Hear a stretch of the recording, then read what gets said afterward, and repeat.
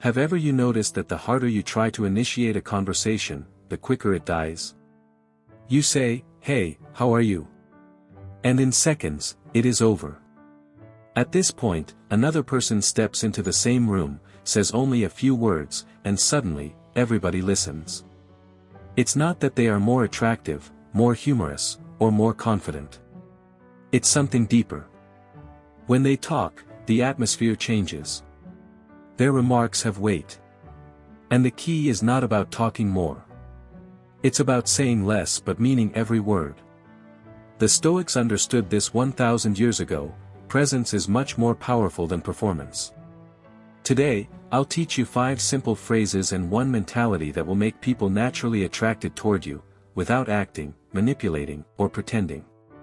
And the 4th one is the most misinterpreted of them. Principle 1, tell me more about that. For simple words, but they open doors that many individuals never ever see. Imagine somebody says, "I have been learning guitar." See, what do many people do? They turn the situation into a competition. "Oh, yes, I played guitar during university," or, "You ought to consider the strategy one used." Unexpectedly, all attention shifts from the other person to themselves. The door to connection closes, and the spotlight returns to ego. Now imagine you just say, "Tell me more about that." And then you stop speaking. You listen, not to respond, not to sound intelligent, but to really understand. That is when genuine connection starts. Many people spend their whole lives hoping for someone who truly wants to listen. When they eventually meet that individual, they never forget it. Epictetus once said, "We have 2 ears and 1 mouth so that we can listen twice as much as we talk." Listening is not passive. It's presence. It tells other people, "You are important enough for me to be silent." When you talk less and listen intently, people don't leave thinking, "That guy was so fascinating." They leave thinking, "I felt fascinated when I talked to them," and that feeling is what makes people want to interact with you again. Principle 2, I don't know. These are 3 words that almost nobody dares to utter. If someone asks your opinion on something you don't understand, your immediate reaction is to pretend, to sound mature and to say something ambiguous that may mean anything. But pretense often shows. The tone feels unusual. The eyes look for validation, and trust vanishes immediately. Now imagine someone confident enough to just say, "I don't know," gently, without apology, without explanations.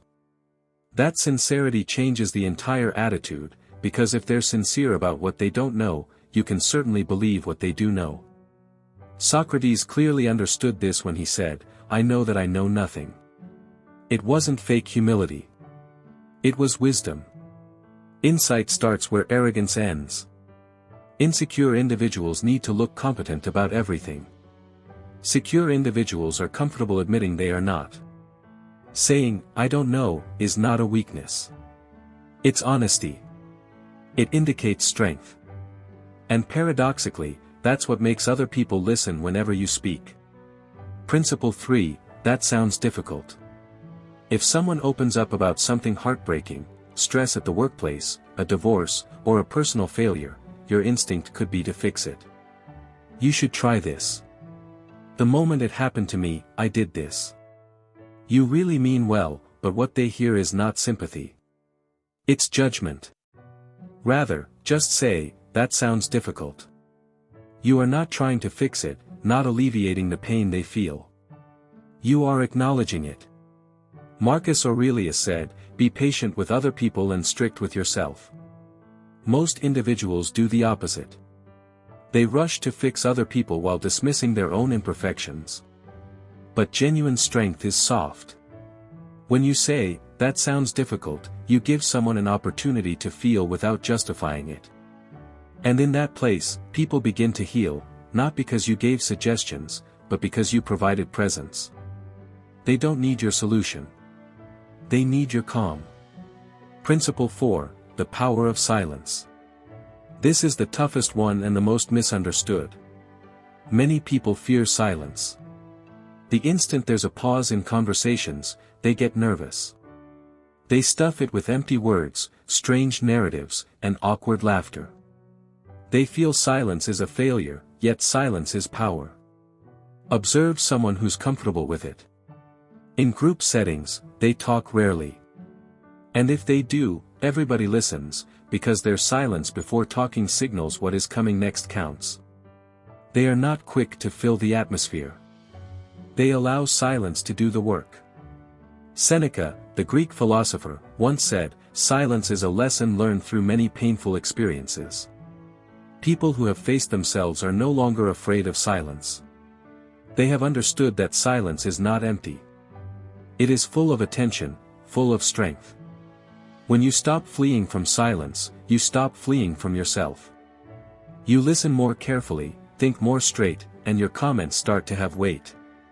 You no longer talk to fill the gap. You talk to deliver information. And when you understand this, people lean in before you even open your mouth. Principle 5, I appreciate you.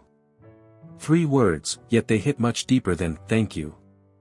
Thank you is a form of exchange. It acknowledges a course of action. You helped me get somewhere. You solved my problem. I appreciate you honors the person, not the work. It says, I see who you are. If you tell somebody, I appreciate you, you are honoring their personality, not their worth. And it impacts everything. Marcus Aurelius started every morning reflecting on the individuals around him, appreciative not for what they did, but for the kind of individuals they were. He understood that recognizing kindness is what keeps our own integrity alive.